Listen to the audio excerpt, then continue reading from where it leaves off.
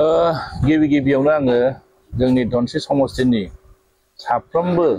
voters रायजो राजाफोरखौ आंनि गोसो गोरबोनिफ्राय धन्यबाद होदों आरो लोगोसे आङो जोंनि बिटिसिनि गासै सुबुं माहारिफोरा भटार्सफ्रा जेरैबायदि जोंनि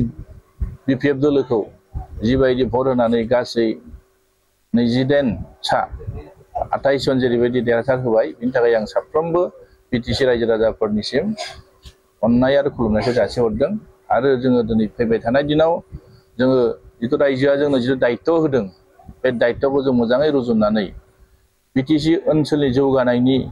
माखासे खामानिफोरखौ थांखि लानानै बिनि थागिबि सुबुंफोरखौ जों जेरै बिटिसिनि साफ्रोमबो सुबुंफोरखौ बर'आनो जा मुस्लिमानो जा असमियानो जा जेनेबा हमना ला गुरखाफ्रानो जा गासै जोंहा जि सुबुंफोर दङ गासै 26टा जाति जनगोष्ठी जोंनि बे बिटिसि ओनसोलाव रायजो जायो बिसोरनि माखासे जौगानायनि खामानि बिसोरनि अधिकारफोरखौ जोङो मोजाङै बेखौ दायित्व लानानै जों खामानि मावगोन होननानै जों खोथा होबोबाय थादों बेखौनो रायजो राजाफ्रा बिसासाव लानानै जोंनि इलेक्सन मेनिफेस्ट'आव होनाय माखासे थांखिफोरखौ नुनानै जिबायदि बिसास लानानै जोंनो रायजो राजाफ्रा जोंनो मदद होदों बेबायदिनो जों रायजो राजाफोरनि साननायफोरखौ मावफुंलांगोन आरो बे समाव नुनो मोनो जे बिपिएफनो गोबां रायजो राजाफोरा भट होबाय थिग बेबायदिनो गफुर बिश्नाथ बिथांमोनाबो नोंथांनि सापर्ट खालामो बिथांमोननि थाखाय मा अफार मा बिदिथ' जोङो गफुर बिश्नाथ आरो हमना ला नैबे दिखियाजुलि ओनसोलाव माखासे गोलैनाय जिथु 60टा गामि हाबसननाय बिथांमोननि जौगानाय खामानिखौ जों मावखानांगोन जिथु बिथांमोना बिटिसिनि सिङाव जिथु सोसनजाबाय ओंखायनो बिटिसिआव जि अधिकार दं बे अधिकारखौ बिथांमोनाबो समान भाबै मोननांगोन आरो बेखौ मोननायनि बेबस्थाखौ जों खालायगोन गोदान गामि हाबसनदों माखासे एसे खामानि मावनायाव हयथ' अफिसियेलि प्रसेसफ्रा लिंथि जानो हागौ लेट जानो हागौ अब्लाबो जों बेखौ फुललि स्पिड आप खालायनानै बे ओनसोलनि माखासे जौगानाय अधिकारफ्रा जाहाथे थालाङा बेखौ जों मावगोन आरो सार नोंथांनि समस्थियाव गोबां रायजो राजाफोरखौ गोबां फोथायो थिग बेबायदिनो नोंथाङा थानाय बाराव सरकार गैयाब्लाबो आलसे दिनै नोंथां बे समाव एमसि जाना थादोंमोन आरो बेबायदिनो देरहाफिनबाय गोबां दायो आसा खालामदों नोंथांनि सायाव नोंथांनि समस्थियाव मा बुंसार गोलैगोन जि खामानिखौ गोसो गोरबोजों बजबनानै खामानि मावो बे खामानिया माने रावनिबो उनफिन जानानै थाया बेसेबां हायो एसेबां आवगायलांनो हायो आरो ओंखायनो गोसोनि बोलोनि खोथा गोसोनि बोलोआ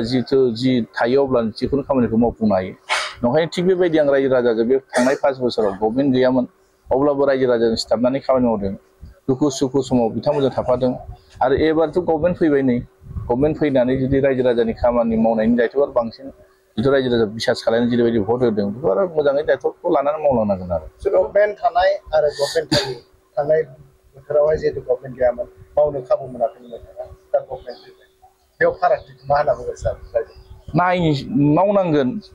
रायजो राजानि माने जेंनाफोरखौ सुस्रांनांगोन बेहायथ' आरो फारागथि जेबो थानो नाङा जिथु दायित्व मोनबाय गभर्नमेन्ट लाबोबाय आरो गभर्नमेन्ट फैखांनायनि उनाव माबायदि मावनांगौ बेखौ रायजो राजाजों सावरायनानै बोरै जौगानायनि खामानि मावनो हायो बेखौ जों आवगायलांसै नङा होमबा दाथ' नै सपर्ट ओनसोल लाग्रोगोन सरकार दाग्रोगोन टाइम दङ दा उनाव खोथाखौ बुंबावगोन आरो जिहेतु इएमनि खोथा दङ बेफोरबायदियावहाय सारा मा सानो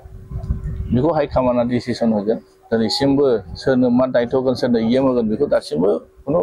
पइन्टै बेखौ डिसिसन जाथ'वाखै माने हाइकमान्डआ जिखौ बिबान होगोन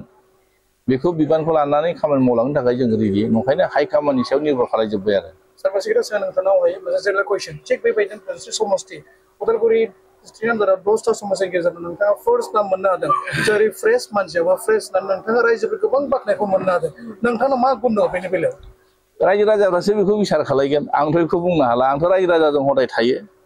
रायजो राजाजों थानानै खामानि मावनो मोजां मोनो समाजनि खामानि मावो ओंखायनो रायजो राजाफोरा जुदि मोनसे बिसास जुदि फोथायनाय दंब्लाथ' बेखौ रायजो राजाफोरनो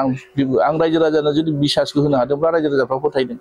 आरो जुदि खामानि मावनायखौ नोजोर होगोन रायजो राजाफ्रा गावथ' बुंनानै लानानै लाब गैया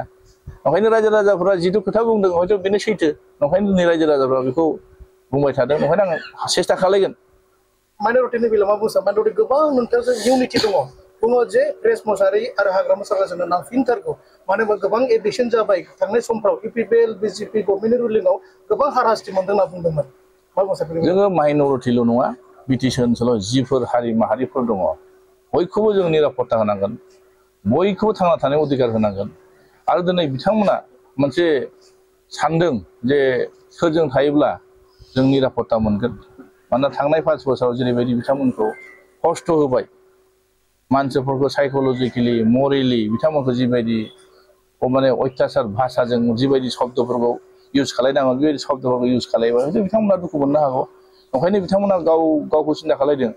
सोरबायदि राजनिति दलजों थायोब्ला सोरबायदि नेताजों थायोब्ला बिथांमोना शान्ति गोजोनै थांना थानो हागोन बेखौ सिन्था खालायदों ओंखायनो दिनै बिथांमोना जोंनि सायाव बिसास लाखिदों फोथायदों ओंखायनो बेबायदि भट होदों ओंखायनो जों बे दायित्वखौ जों लानांगोन आरो गासैबो खालामजादों नोंथांनावहाय नोंथांनि जेसेबांखिनि जानानै खस्थ' खालामबाय मावबाय नोंथांनि थाखाय गोबां माने गोसो जिउ दान हरसान मावबाय बेनि थाखाय थेंक्स गिभिं मा होनो सानदों बयखौबो आङो दिनै धन्यबाद होदों बिथांमोना जेरैबायदि आं आरो बिपिएफ दोलोखौ लानानै मोनसे फोथायनाय आरो बिसाजों जिबायदि गावनि खामानि दोनथ'जोबनानैब्लाबो सान हर बिपिएफखौ देरहानायनि थाखाय खामानि मावदों बिनि थाखाय आङो आंनिफ्राय रोजा रोजा बिथांमोननिसिम साबायखर आरो खुलुमनायखौ जासिहरदों फैबाय थानाय दिनाव जोङो मोजां दायित्व लानानै बिथांमोननि जिथु साननाय जिथु लुगैनाय बेखौ जोङो मोनफानि उनाव मोनफा हानायसिमखौ सुफुंलांनो सेस्था खालायगोन आरो